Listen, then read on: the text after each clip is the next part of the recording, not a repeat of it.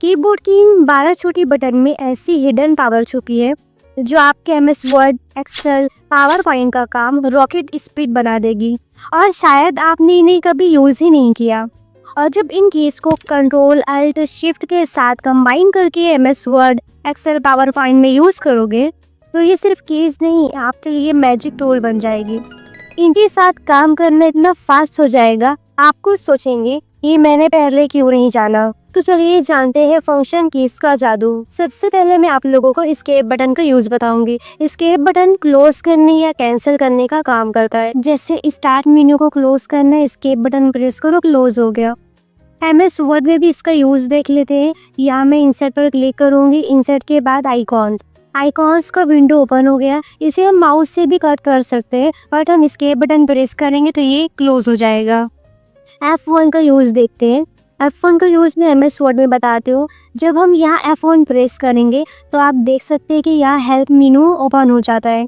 इसी तरह एक्सेल में भी जब हम यहाँ पास भी F1 प्रेस करेंगे तो आप देखेंगे कि यहाँ भी हेल्प मेनू ही ओपन होगा। इसी तरह पावर पॉइंट में यहाँ भी F1 प्रेस करने पर आप देख सकते हैं कि हेल्प मेनू ही ओपन होता है।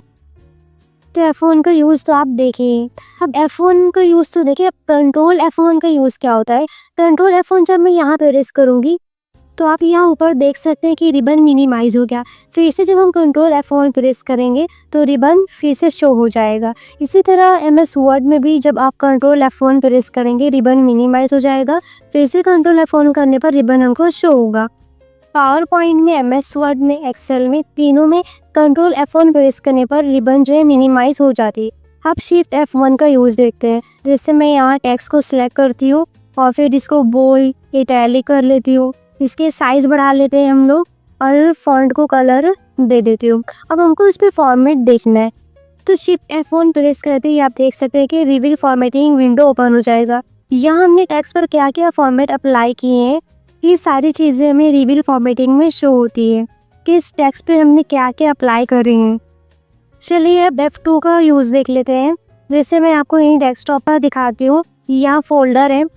फोल्डर को सिलेक्ट करके इस पर F2 प्रेस करते हैं। F2 प्रेस करने पर आप देख सकते हैं कि एडिट मोड पर आ गया। या मैं फोल्डर को नाम देती हूँ। नाम देके इंटर करेंगे तो फोल्डर का नाम रीनेम हो गया। इसी तरह F2 का यूज़ एक्सेल में देखते हैं। एक्सेल में ये एक्टिव सेल को एडिट मोड पर लाता है। जिस तरह मैं यहाँ पास लिख देती हूँ। लिखने के बाद मैं इंटर करती हूँ। इंटर करके इसको पहले मैं एडजस्ट कर लेती हूँ। अब इसी सेल पर हमें F2 प्रेस करना है। F2 प्रेस करने पर देख सकते हैं कर्सर आ गया। यहाँ पास मैं आगे का वर्ड कंप्लीट कर दूंगी। F2 का यूज़ जो होता है सेल को एडिट मोड पर लाता है। अब F2 का यूज़ कंट्रोल के साथ देखते हैं। एमएस वर्ड ओपन करती हूँ। यहाँ जो हम कंट्रोल F2 प्रेस करेंगे तो हमें प्रिंट प्रीव्यू का ऑप्शन दिखेगा। यहाँ अपने डॉक्यूमेंट को प्रीव्यू देखकर प्रिंट सेटिंग को चेंज कर सकते हैं। तो अब हम Alt F2 का यूज़ देखते हैं। Alt F2 का यूज़ पावर पॉइंट में देखेंगे। पावर पॉइंट और Alt F2 प्रेस करने पर आप देख सकते हैं कि यहाँ हमें सेव अस का ऑप्शन आएगा। सेव अस में यहाँ पास हमें जैसे भी अपने फाइल का नाम रिनेम करना है, चेंज करना है तो उसके लिए हमें Alt F2 प्रेस करना होगा। आप देख सकते हैं फाइल का नाम चेंज हो गया। अब हम F3 का यूज़ सीखेंगे एमएस वर्ड में, वो भी शिफ्ट के साथ। यहाँ मैं पैरा को सिलेक्ट करती हूँ। जैसे इसको सिलेक्ट करें। सिलेक्ट करने के बाद जब आप यहाँ शिफ्ट F3 प्रेस करेंगे तो आप देख सकते हैं कि अपर केस में तब्दील हो गया। इसी तरह शिफ्ट F3 प्रेस करेंगे तो ये सेंटेंस केस में जाएगा, लोअर केस में जाएगा। शिफ्ट F3 का यूज़ करके हम इसे चेंज कर सकते हैं। यही ऑप्शन हमें यहाँ ऊपर भी मिल जाएंगे, sentence case, lower case, upper case और भी ऑप्शन। अब हम शिफ्ट F3 का यूज़ एक्सेल में देखेंगे। एक्सेल स्टार्ट करते यहाँ आपको देख सकते हैं लिखा इंसर्ट फंक्शन। कोई चीज़ आपको जिस भी सेल पर फॉर्मूला ले रहा है उस पर क्लिक करके शिफ्ट F3 करेंगे तो इंसर्ट फंक्शन का ऑप्शन ओपन होगा। फिर नीचे आपको बहुत सारे फॉर्मूले दिए हैं। इसमें से आपको जो फॉर्मूला अप्लाई करना है यूज़ कर लेना। फिर हमें ये डायलॉग बॉक्स को कैंसिल करना है तो हम एस्केप बटन प्रेस कर भी इसको क्लोज कर सकते हैं। एक्सेल में हम F4 का यूज़ भी देख लेते हैं। F4 का यूज़ जो होता है ये लास्ट एक्शन को रिपीट करता है। जैसे यहाँ मैं टेक्स्ट लिख लेती हूँ। टेक्स्ट लिखने के बाद टेक्स्ट पर ही हम F4 प्रेस करेंगे। F4 प्रेस करने पर आप देख सकते हैं कि एक्शन को रिपीट कर रहा है। एक्सेल में हम कंट्रोल F4 का यूज़ देखते हैं। कंट्रोल F4 प्रेस करते ही हमें सेव का ऑप्शन आएगा। सेव पर जब क्लिक करेंगे तो आप देखेंगे कि करंट फाइल जो है वो क्लोज हो जाएगी। फिर से न्यू लाना है, कंट्रोल एन प्रेस करेंगे तो ये न्यू आएगा। एक्सेल को क्लोज करता है, एक्सेल को बंद नहीं करता। और जब डेस्कटॉप पर Alt F4 प्रेस करेंगे तो यहाँ हमें शट डाउन का ऑप्शन आएगा। ओके करते ही हमारा पीसी शट डाउन हो जाएगा। अब हम एक्सेल में Shift F4 का यूज़ देखते हैं। हम कहीं भी किसी भी सेल पर हो, Shift F4 प्रेस करते ही A1 सेल पर आ जाएंगे। जैसे आप देख सकते हैं कि हम A1 सेल पर आ गए। चलिए F5 का यूज़ देखते हैं पावर पॉइंट में। पावर पॉइंट पर F5 प्रेस करेंगे तो स्लाइड शो होती है। जैसे मैंने F5 प्रेस किया, आप देख सकते हैं कि स्लाइड शो हो गई। इसे बंद करना है, एस्केप बटन प्रेस करेंगे, बैक चले जाएंगे। इसी तरह Shift F5 का यूज़ भी हम पावर पॉइंट में देखेंगे। ये हमें करंट स्लाइड को शो करता है। Shift F5 प्रेस करेंगे तो आप देख सकते हैं कि स्लाइड नंबर 2 से हमारा प्ले होगा। इसी तरह फिर से बैक जाने हमें एस्केप बटन प्रेस करेंगे, बैक आ जाएंगे। MS वर्ड में देख लेते हैं F5 का यूज़।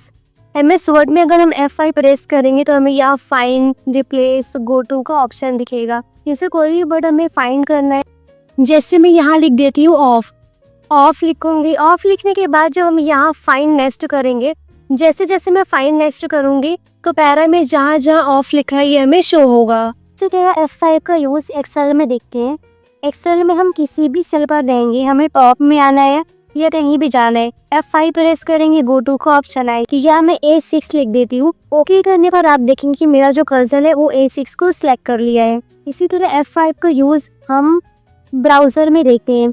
ब्राउज़र में F5 का यूज़ जो होता है वेब पेज को रीलोड करता है या रिफ्रेश करता है। Alt F5 का यूज़ हम वर्ड में देखते हैं। वर्ड में जब Alt F5 प्रेस करेंगे तो हमारी विंडो की साइज़ जो है वो छोटी हो जाएगी।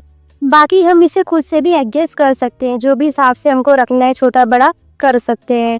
एक्सेल में देखते हैं अब। एक्सेल में कंट्रोल F5 यूज़ होता है। जैसे ही कंट्रोल F5 प्रेस करेंगे तो हमारा एक्सेल जो वो मिनिमाइज हो जाएगा, जबकि वर्ड में Alt F5 करने पर होता है। दोनों में सेम ही चीज़ है लेकिन कीज़ अलग होती है। अब हम F6 का यूज़ देखते हैं। MS वर्ड में Shift F6 प्रेस करेंगे तो आप नीचे देख सकते हैं स्टेटस बार में यहाँ पास हमारा जो कर्सर है शो हो रहा है। कीबोर्ड में राइट लेफ्ट एरो बटन जब प्रेस करेंगे तो आप देख सकें कर्सर जो है वो स्विच हो रहा है। और जब फिर से F6 प्रेस करेंगे तो ऊपर रिबन पैन में देख सकते हैं कि यहाँ पास जो है कर्सर शो होगा। यहाँ पास भी हम राइट लेफ्ट जब क्लिक करेंगे तो यहाँ पास भी आप देख सकते हैं कि कर्सर जो है वो मूव हो रहा है। जैसा जैसा मैं राइट जा रही हूँ तो देख सकते हैं कि राइट होगा, जब मैं एरो से लेफ्ट प्रेस करूँगी तो ये लेफ्ट में जाएगा। इसी तरह एक्सेल में भी Shift F6 का यूज़ देखते हैं। Shift F6 जब मैं प्रेस करूँगी तो आप देख सकते हैं कि हमारी जो शीट है वो सिलेक्ट हो रही है। कीबोर्ड की एरो बटन से हम इसे राइट लेफ्ट कर सकते हैं। इसी तरह फिर से जब मैं Shift F6 प्रेस करूँगी तो आप देख सकते हैं कि ऊपर रिबन पैन में हमारा जो कर्सर है शो होगा। अब हम F7 का यूज़ देख लेते हैं MS वर्ड में। यहाँ हमें जो रेड लाइन दिखती है ये स्पेलिंग मिस्टेक बताती है। जब हम यहाँ F7 प्रेस करेंगे तो यहाँ पास हमें स्पेलिंग ग्रामर का विंडो ओपन होगा। फिर हमें जो रेड लाइन के वर्ड है उसे सही करने के लिए करेक्ट स्पेलिंग को चूज़ करना होगा। तो जैसे मैं यहाँ एक एक को सिलेक्ट करते जा रही हूँ कि मुझे कौन से वर्ड चाहिए यहाँ। उसके बाद हमें स्पेलिंग ग्रामर कंप्लीट बताएगा। एक चीज़ और समझ लेते हैं। जैसे मैं यहाँ कोई टेक्स्ट लिखती हूँ, अब देख सकते हैं कि टेक्स्ट पर रेड लाइन आएगी। ये रेड लाइन हमको हटाना है, उसके लिए हम F7 प्रेस करेंगे, स्पेलिंग ग्रामर का ऑप्शन आएगा। यहाँ नीचे हमें 3 ऑप्शन दिखेंगे, इग्नोर वंस, इग्नोर ऑल और ऐड टू डिक्शनरी। अगर हम टेक्स्ट को ऐड टू डिक्शनरी करेंगे तो ये कंप्यूटर में ऐड हो जाएगा, और इग्नोर वंस करेंगे तो सिर्फ ये लाइन एक बार के लिए ही हटेगी। अब F8 का यूज़ देखते हैं। F8 का यूज़ एक्सेल में ज़्यादा होता है।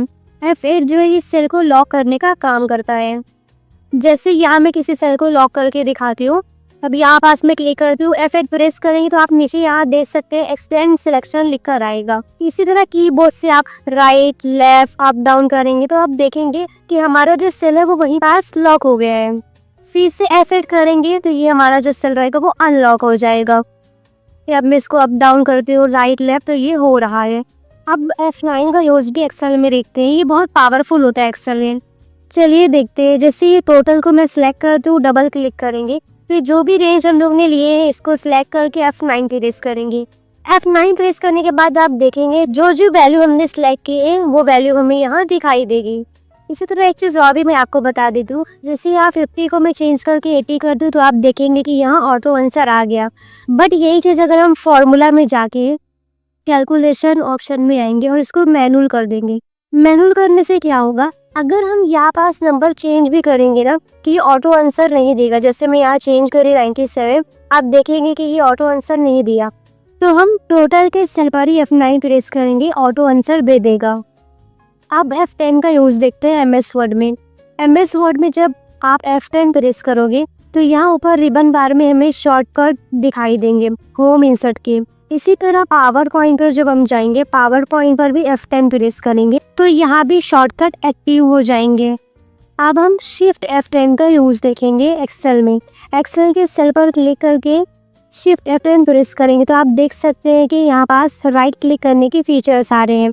वही चीज़ मैं आपको डेस्कटॉप पर दिखा दूँ। डेस्कटॉप पर जब राइट क्लिक करेंगे तो जिस तरह में रिफ्रेश और शॉर्ट बाय का ऑप्शन आता है, ऐसे ही यहाँ भी ऑप्शन हमें दिखाई देंगे।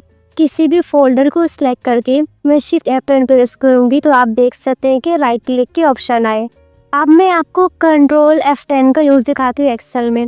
एक्सेल में कंट्रोल F10 प्रेस करने पर विंडो छोटी हो जाती है और फिर से कंट्रोल F10 प्रेस करने पर विंडो बड़ी हो जाती है। इसी तरह अभी हमने सीखे थे कंट्रोल F5 करने पर भी विंडो छोटी हो जाती है लेकिन बड़ी नहीं होती। तो एक्सेल में ही Alt F10 का यूज़ देखेंगे। Alt F10 प्रेस करने पर आप देखेंगे कि सिलेक्शन पैन ओपन हो जाता है। यहाँ सिलेक्शन पैन में हम कोई भी चीज़ को, कोई भी शेप को, पिक्चर को, चार्ट को हाइड कर सकते हैं। जैसे कि मैं यहाँ शेप में से एक शेप लेती हूँ और यहाँ पास में इसको ड्रॉ करती हूँ। एक सकते हैं कि यहाँ पास शो होगा वो, जब इस पर आप क्लिक करेंगे तो ये हाइड होगा और फिर से इसी पर क्लिक करेंगे तो ये अनहाइड हो जाएगा। वर्ड में भी देख लेते हैं। वर्ड में भी जब Alt F10 प्रेस करेंगे तो सिलेक्शन पेन का ऑप्शन आएगा। इसी तरह पावर पॉइंट में भी Alt F10 प्रेस करेंगे तो यहाँ पास भी सिलेक्शन पेन का ऑप्शन आएगा। अब जैसे यहाँ पिक्चर है, मैं पिक्चर को हाइड करके दिखाती हूँ, सो देख सकते हैं ये हाइड हो गई। फिर से इसी पर क्लिक करेंगे तो ये अनहाइड हो जाएगी। अब हम F11 को यूज़ देखेंगे ब्राउज़र में। ब्राउज़र में F11 जब प्रेस करेंगे तो आप देख सकते हैं कि स्क्रीन जो है वो फुल हो जाएगी। फिर इसे F11 प्रेस करेंगे तो स्क्रीन नॉर्मल हो जाएगी। इसी तरह एक्सेल में शिफ्ट F11 का यूज़ देखते हैं। एक्सेल में शिफ्ट F11 प्रेस करने पर न्यू वर्कशीट आती है। ऐसे ही मैं यहाँ शिफ्ट F11 प्रेस करूँगी, इसे देख सकते हैं कि एक वर्कशीट आ गई। इसी तरह जितनी बार भी हम शिफ्ट F11 प्रेस करेंगे वर्कशीट बढ़ती जाएगी। अब हम लास्ट फंक्शन की इस F12 का देखते हैं। अगर ब्राउज़र में F12 प्रेस करेंगे तो यहाँ हमें HTML code, network tab, website की लोडिंग, जावास्क्रिप्ट, ये सारे ऑप्शन दिखाता है। अगर आप प्रोग्रामिंग सीख रहे हो तो आपको पता चल जाएगा। इसी तरह F12 का यूज़ MS वर्ड में देखते हैं। यहाँ पर जब हम F12 प्रेस करेंगे तो हमें सेव एज का ऑप्शन आएगा। जैसे हमें अपने फाइल का नाम चेंज करना है या सेम डुप्लीकेट जैसा लेना है तो यहाँ पास मैं अपनी फाइल का नाम चेंज करती हूँ और सेव करेंगे। इसी तरह एक्सेल में भी जब हम F12 प्रेस करेंगे तो यहाँ भी हमें सेव एज का ऑप्शन आएगा। फिर आपको यहाँ पास अपनी फाइल का नाम चेंज करना है तो चेंज कर सकते हैं। तो 2 डुप्लीकेट फाइल आ जाएगी। जैसे आप देख सकते हैं पहले जो मेरी थी वो और अभी जो मैंने बनाई वो फाइल यहाँ आ गई है। इसी तरह वर्ड में दिखाती हूँ। वर्ड में भी हमारी जो पहले की थी वो रहेगी, अब दूसरी जो मैंने बनाई डुप्लीकेट वो आ गई है। अब हम एक्सेल में कंट्रोल F12 का यूज़ देखते हैं। कंट्रोल F12 प्रेस करने पर फाइल ओपन का ऑप्शन आएगा। यहाँ मैं डैशबोर्ड नाम देती हूँ। नाम लिखने के बाद सेलेक्ट कर लेंगे ओपन। ओपन करने पर आप देख सकते हैं कि डैशबोर्ड नाम के हमारा जो फाइल है वो ओपन हो गया। इसी तरह MS वर्ड में भी, MS वर्ड में जब आप कंट्रोल F12 प्रेस करेंगे तो यहाँ भी फाइल ओपन का ऑप्शन आएगा। फिर यहाँ मैं सेक्शन लिखती हूँ। सेक्शन को सिलेक्ट करने के बाद ओपन करेंगे तो आप देख सकते हैं कि सेक्शन नाम की फाइल ओपन हो गई है। तो दोस्तों, फंक्शन कीज जो है छोटी है लेकिन इसकी पावर बड़ी होती है। इसका इस्तेमाल करके आप MS वर्ड, एक्सेल और पावर पॉइंट में बहुत फास्ट वर्क कर सकते हो। अगर आपको वीडियो पसंद आई तो लाइक और शेयर ज़रूर करें और हाँ, कमेंट में मुझे ज़रूर बताएं कि इनमें से सबसे ज़्यादा कौन से शॉर्टकट आप यूज़ करते हैं। तो मेरे चैनल को सब्सक्राइब करना ना भूलें।